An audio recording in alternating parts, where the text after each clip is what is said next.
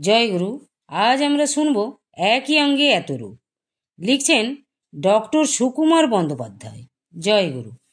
সমগ্র বিশ্বের মধ্যেই প্রাচ্য দেশে আধ্যাত্ম চর্চার ব্যাপক প্রসার ঘটেছে দেখা যায়।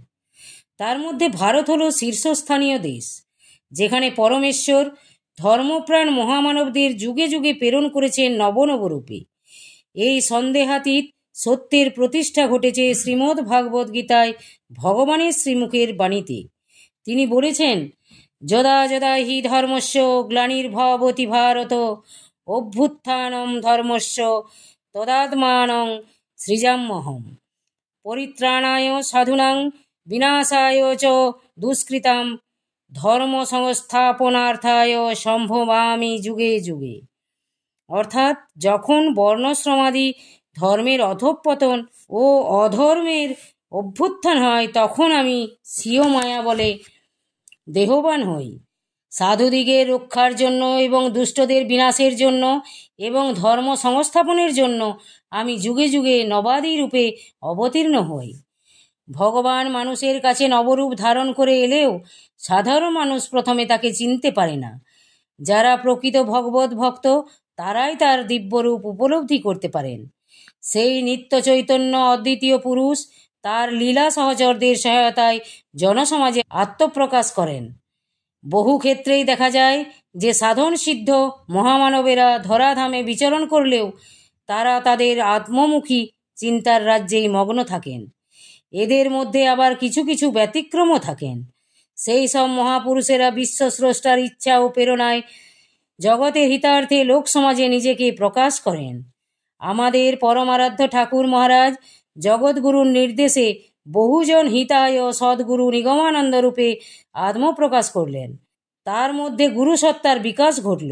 শ্রী শ্রী ঠাকুর মহারাজের শ্রীমুখের উক্তিতে তার প্রতিবিধানে শোনা যায়, তিনি বলেন, আমি গুরু। এই বিশেষ জ্ঞান নিয়ে আমার বুত্থান হলো। সদ্গুরু শ্রীমৎ স্বামী নিগমানন্দ সরস্বতী পরমহংসদেবের আধ্যাত্ম জীবনের সাফল্যের পশ্চাতে অনুপ্রেরণার কাজ করেছিল তার গৃহস্থ জীবনের দুঃখ কষ্ট ও তার মনের সব হারানোর হাহাকার। আর 5টা গৃহীর মতো যুবক নলিনীকান্তের অন্তরের অন্তঃস্থলে সুখী ও সমৃদ্ধ জীবন যাপনের প্রবল এসনা তাকে চাকরি নিয়ে অর্থ উপার্জনের পথে ঠেলে দিয়েছিল। পৌরুষ দিয়ে তিনি বিধির বিধানকে লঙ্ঘন করতে পারলেন না। একেই বলে মানুষ একভাবে চিন্তা করে আর বিধাতা অন্যভাবে তাকে পরিচালিত করেন। মাতৃবিয়োগ, পত্নী বিয়োগ প্রভৃতি সাংসারিক ঘাত প্রতিঘাত তরুণ যুবকের মনকে হতাশাপূর্ণ বৈরাগ্যের পথে ঠেলে দিল। তাই শ্রী শ্রী ঠাকুর তার যোগী গুরু গ্রন্থের উৎসর্গ অংশে বলেছেন, সংসার প্রথম গুরু। তিনি এই জড়জগতের মায়া মোহ কাটিয়ে সংসার ত্যাগ করলেন।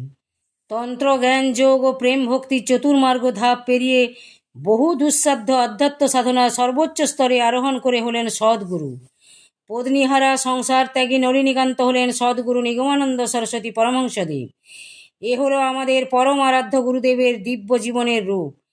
কিন্তু তিনি অন্যান্য সাধন সিদ্ধ পুরুষদের মতো প্রকাশ বিমুখ হয়ে লোকচক্ষুর অগোচরে থেকে গেলেন না।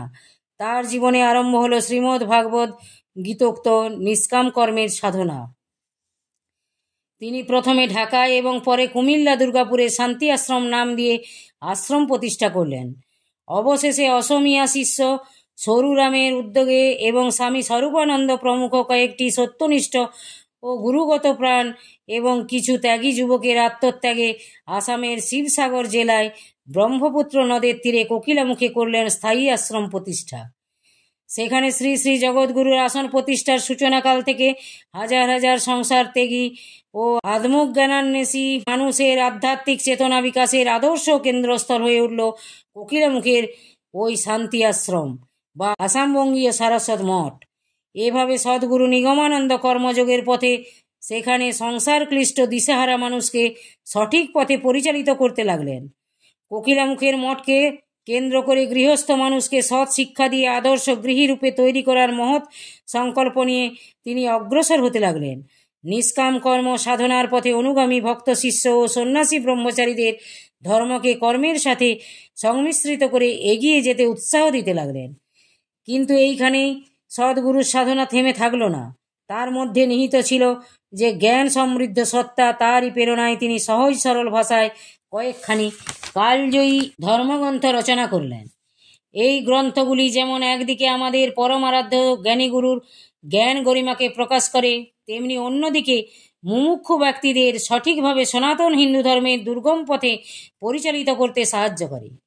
শ্রী শ্রী ঠাকুর মহারাজের জ্ঞানোন্নত ও কর্মময় সুমহান চরিত্রের বিচিত্র দিকগুলি আমাদের মতো অবোধ সন্তানদের বিস্ময়ে বিমুগ্ধ না করে পারে না। আমাদের এই বিমূঢ় ভাবকে কবির ভাষাতেই প্রকাশ করে বলি, যতটুকু হেরি বিস্ময়ে মরি, ভরে উঠে সারা প্রাণ। অন্তর্যামী শ্রী শ্রী ঠাকুর ভালোভাবেই জানতেন যে তার আশ্রিত ও অনুগত ভক্ত শিষ্যকে সঠিকভাবে জ্ঞানবান করে না তুললে, আদর্শ গৃহস্থ রূপে প্রতিষ্ঠিত করতে না পারলে, সেই সংসার থেকে শঙ্কর গৌরাঙ্গের জন্ম না হলে কর্মযোগের উপযোগী সাধক করে গড়ে তোলা যাবে না। তেমনি ত্রিতাপ দুঃখ পীড়িত সংসারীদেরও জ্ঞান ভক্তি প্রেমে প্রতিষ্ঠিত করা যাবে না। তাই তিনি সর্বদা তার শরণাগত সকলকে জ্ঞানগর্ভ উপদেশ দিতেন। বিভিন্নভাবে তার সেসব অমূল্য অমৃতময় উপদেশাবলী সারমর্মই হলো এরকম। ঈশ্বরে বিশ্বাস ও নির্ভরতা রেখে সংসারে আপন আপন কর্তব্য কর্ম করতে তিনি সকলকে পরামর্শ দিয়েছেন। কর্তব্যে অবহেলা না করতেও সব অনুগামী ভক্তকে নির্দেশ করেছেন স্বার্থপরতা ত্যাগ করে পরের জন্য আত্মবিসর্জন দিতে সর্বদা মানুষকে উৎসাহিত করেছেন। শ্রী শ্রী ঠাকুরের শ্রীমুখের বাণীতেই প্রকাশ করি, স্বার্থপর শয়তানকে হৃদয় হতে তাড়াইয়া প্রেমময় ভগবানকে আসন দাও। সদ্গুরুর অকৃপণ করুণায় আমরা তার শ্রীচরণে স্থান পেয়েছি। তাই আমাদের মতো দিনহীন ভক্তের পক্ষে তার মতো সুমহান সমুন্নত ও বহুমুখী দিব্য চরিত্রের যথাযথ মূল্যায়ন কখনোই সম্ভব হবে না। তাই তার শ্রীচরণে অসংখ্য কোটি প্রণাম জানিয়ে বলি, একই অঙ্গে এত রূপ দেখিনি তো আগে। জয় গুরু, জয় গুরু। আজ এই পর্যন্তই। যদি আপনাদের ভালো লেগে থাকে তাহলে চ্যানেলটিকে সাবস্ক্রাইব করে সাথে থাকবেন। জয় গুরু।